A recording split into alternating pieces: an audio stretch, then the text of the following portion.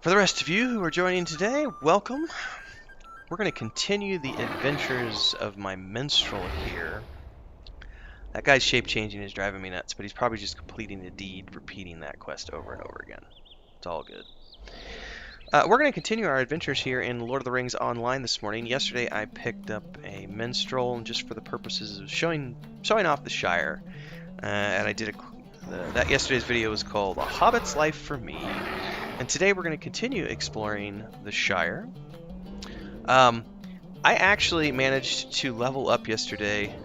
I went from level 1, or from 6, excuse me, because you leave the intro around 5 or 6. I went from level 6 to level 10 yesterday, only doing the postman delivery quests. So I didn't, and I think I turned in some other quests along the way that I found, kind of like this one behind me. There's a quest here from someone. This actually might be the quest. It's been a foul day, it has. Okay, so this is actually the turn-in for completing the Postman of the Shire chain of quests. So as I came across quests like this to turn in, I obviously turned them in. Oh, and he's got a follow-up quest. Could I take a moment of your time? Thanks again for your work restoring the Quick Post, Donovan. Our good name means so much to me. There was one more thing. If you have a moment, tell me so. It's going to give me a cloak, which doesn't look very groovy, but I get a title. Can't a body be left alone? I am now known as Donovan of the Quick Post. So I completed that quest. I got a new title, which is very cool.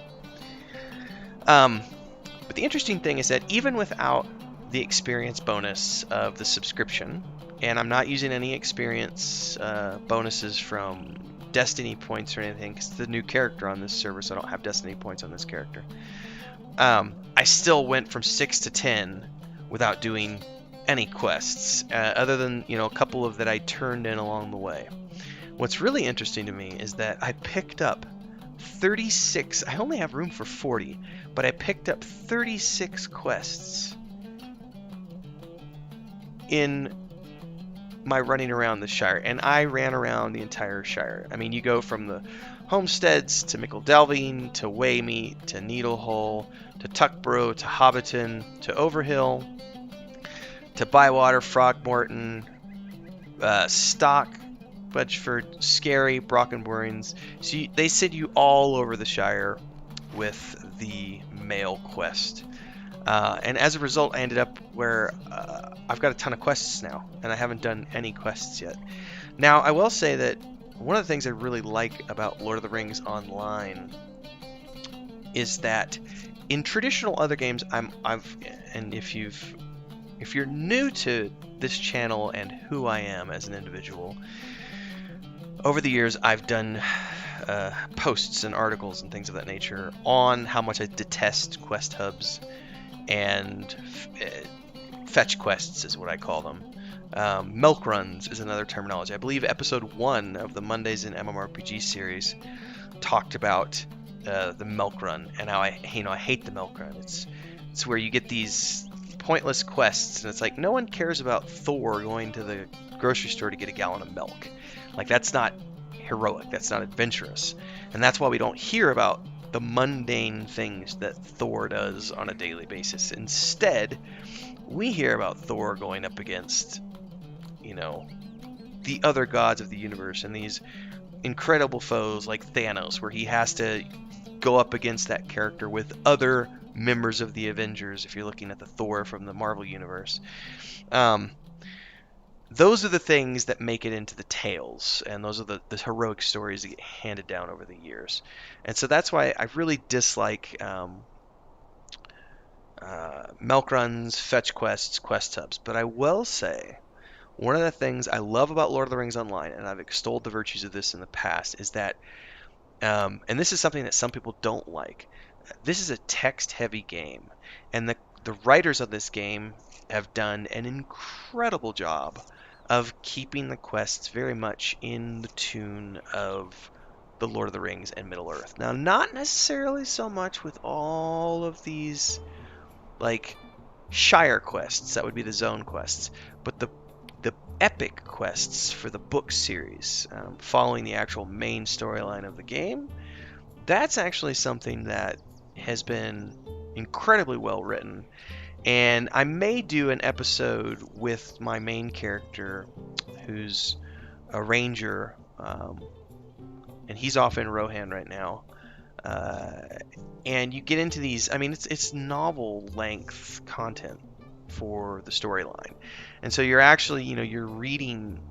It's like reading a book, and it's incredibly well done, and it's a great way to pull you in and immerse you into the game world. So, even though in many other games, and I'm going to point to World of Warcraft again for this, one of the things I really disliked about World of Warcraft is that you'd go into a zone and the quests were always rinse repeat. And there is, to some degree, there is some rinse and repeat in this game as well. All MMORPGs do that with static quests. Kill 5 of these, kill 10 of these, bring me back 5 of these, bring me back 10 of these. But the one thing I disliked in World of Warcraft, prior to the most recent expansion that they've done, is that there was no overarching story that led you through. It was just, here's a quest hub, now go to this quest hub, now go to this quest hub, now go to this quest hub, now go to this quest hub, now go to this quest hub, now go to this quest hub. Whereas here in The Lord of the Rings Online, there is very much an interconnecting story that pulls you from place to place through the epic storyline and the book quests. And of course, the zone quests can often be considered your kind of throwaway content stuff, but there are exceptions to that, because like the postmaster chain, like you're running all over the Shire getting sent to all these different places, but you're on a specific mission to do these things, and there's a story reason behind it. And then also, like we found out yesterday when we were delivering pies for that lady, and then she found out that, oh my goodness, I've put rotten berries in my pies by accident, and now I have this deed to go find all those rotten pies and bring them back to her so that she can make new pies for all of her customers. So there's a rhyme and a reason for a lot of these quests, and just some really good lore and storyline. And it doesn't hurt to have this amazing music in the background. So without further ado, let's jump in and do some questing this morning. Oh, the mobile mailbox is only available to VIP. I'm spoiled because I've never played the free version before. So I'm used to the mobile mailbox. Here we are, though, a letter of commendation from Church Brockenbrook. This is something about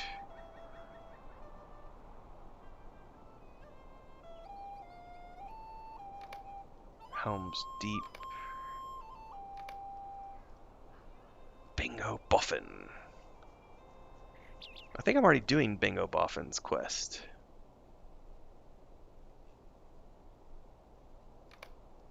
Pretty sure it's this quest at the bottom. Yep, the Ballad of Bingo Boffin. So his quest is something that's interesting because it sends you all over, and it has a lot of different quest lines, and it's a pretty interesting storyline. So we're gonna continue that maybe later. I want to work through some of these low-level quests that I have this morning, just to get them cleared out of my inventory. My quest log, my quest journal. And we'll continue our exploration of the Shire this morning. Alright, so I got a box of goodies. It's a horse whistle, which doesn't do me any good because I already have a horse.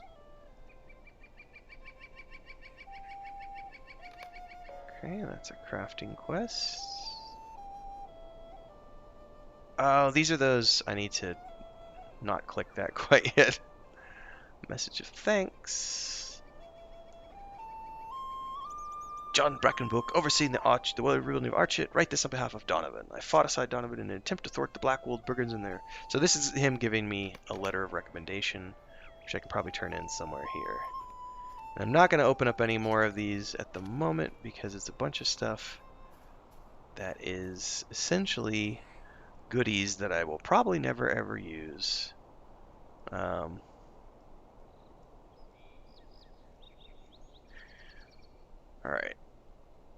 Mathams I will hold on to. Bingo badges I'll hold on to. Regenerative foods I'll hold on to. I mean, I will eventually use these things, but they're not high priority items for me at the moment. Okay.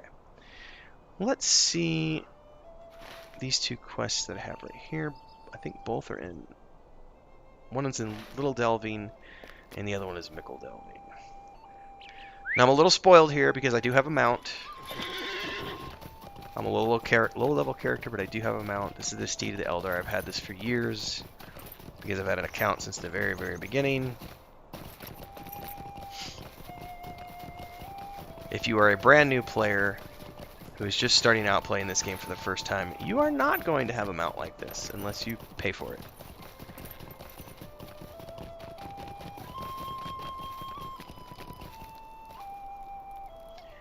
Outfitting yourself and others. I can do for you? We'll finish that quest, and I have another quest called Practice Makes Might I Perfect. speak with you a moment?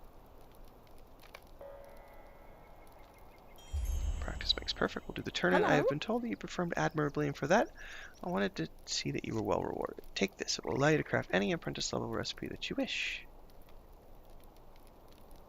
Okay. I got an ingredient pack, which is fun for crafting. Turned those quests in. Now let's run up the road to the Little Delving. And we'll turn in the message of thanks to Constable Thistlewood. Or Postman Newbuck.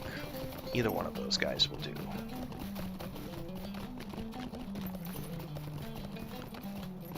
The character of Donovan, as an FYI, for those of you who don't know, this is actually, I tabbed out, and when I tabbed back in, my camera went all sorts of wonky. The character of Donovan is actually one of my story characters that I write about from time to time. He is part of a science fiction series of short stories that I write. Donovan is a... You know, there is some element of Han Solo. He's a smuggler slash bounty hunter slash informant. But my main inspiration was going back and reading a lot of Roger Zelazny's earlier works. It's the only content that I've ever written to date, professionally anyway, that is written from the first-person perspective. So it's single point of view, single character. I'm not writing, 4 or 5. Like if you look at the Saga of Leucemia with Echoes of the Past, we've got multiple main characters.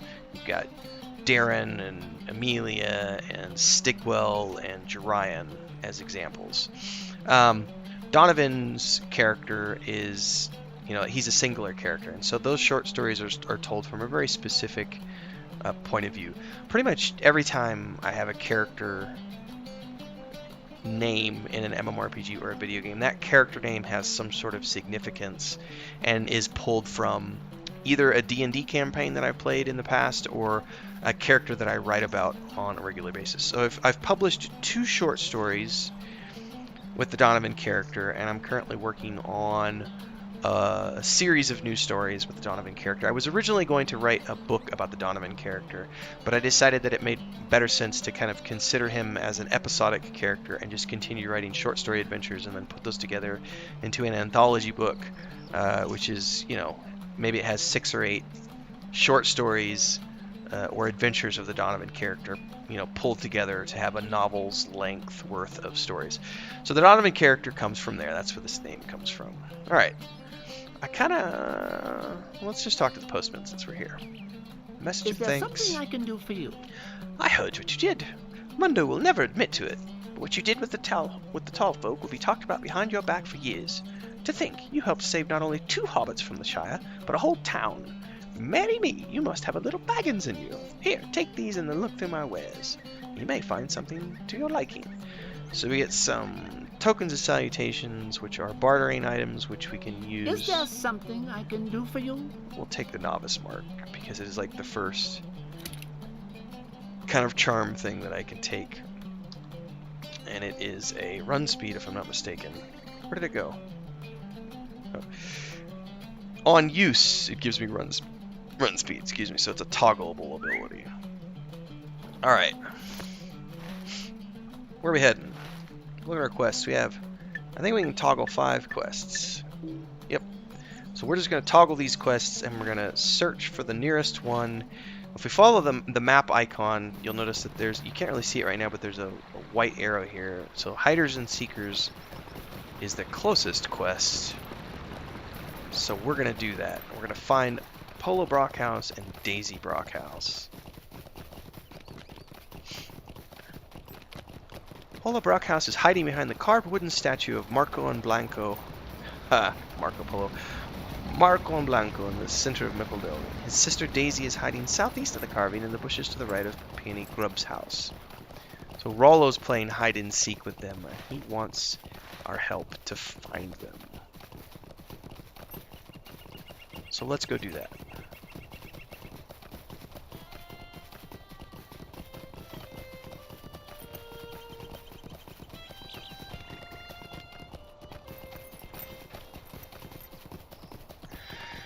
Now, in a future episode, I'm going to be covering farming. And specifically, I'm going to be covering farming and the creation of pipeweed, because every good hobbit A lovely day, isn't it? needs to farm pipeweed. Ha! Rollo sent you to find me, didn't he? It always takes him so long to find us. Just between you and me, I don't think he's very good at hiders and seekers. Alright, now we gotta find Daisy Brockhouse.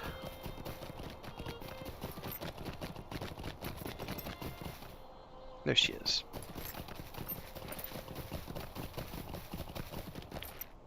How do you do? Alright, now we're going to talk to Rollo.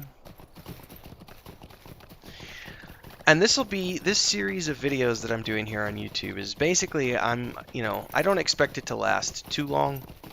Maybe 5 episodes or so, I really can't say.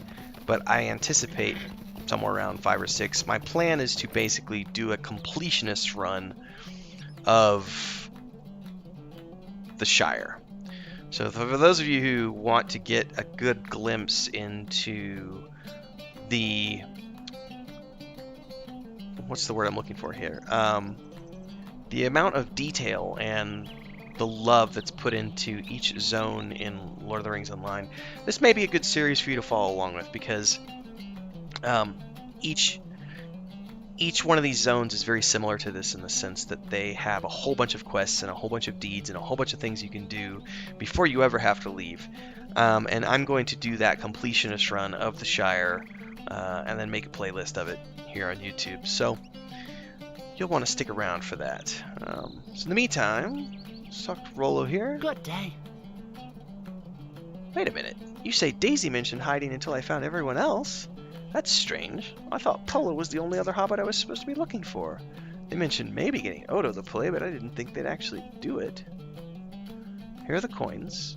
But it sounds like your work as a seeker might not be done yet, Donovan. Hello there. Might I speak with you a moment? So, ooh, he's got cosmetic gear. It's still an ugly cloak. What do the shoes look like? Eh. So that's another reason why you want to do all of the quests you come across in any given zone for Lord of the Rings Online, because you'll find so much gear, and all of it can be used for cosmetic gear. So there's tons of quests where you can get gear that you're not going to find anywhere else. You're not going to find it through crafting. You're not going to find it on in the lotro store. You're only going to find it through doing quests. So I highly recommend you do quests, all the quests, do all the things.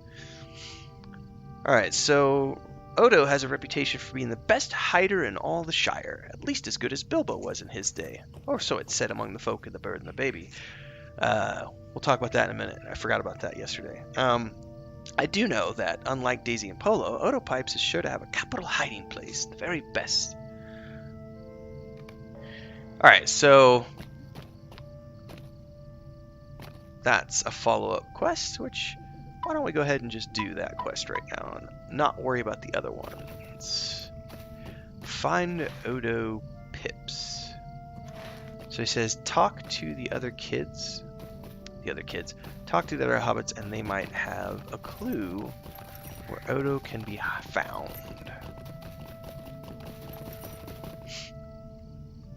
How do you Odo do? Pipes is the best hider in the Shire. I don't know where he's hiding, but I do know that he worked for a while stacking barrels at the Bird and Baby just to the north. Just to the north. So this is north.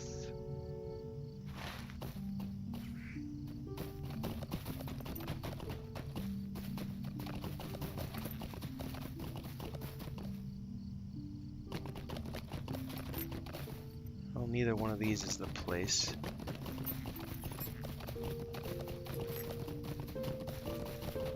Here it is. So this is an interesting note of lore, the Bird and the Baby.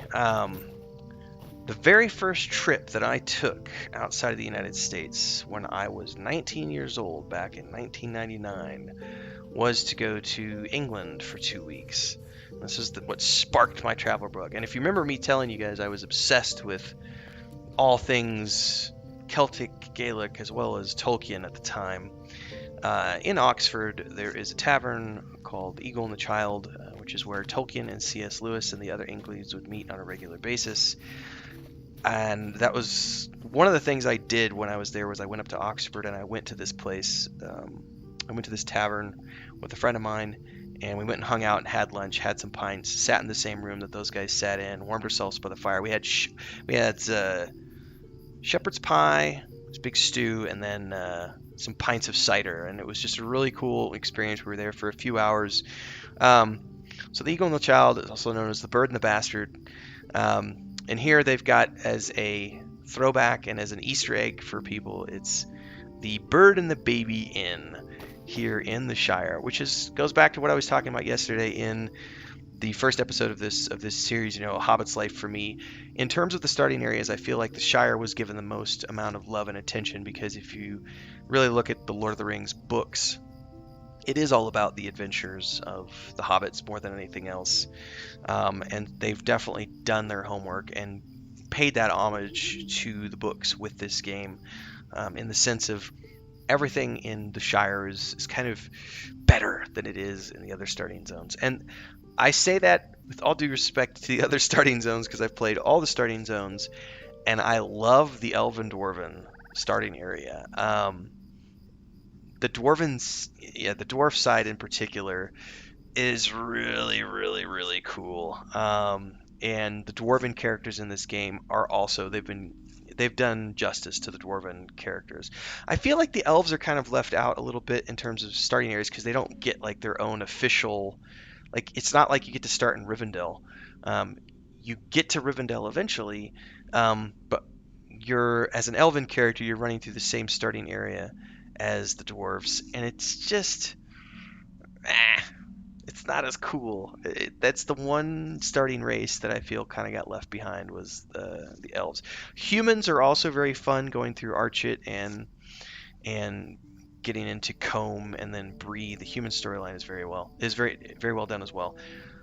But the Hobbit storyline and the Shire takes the cake. So that's my take on things.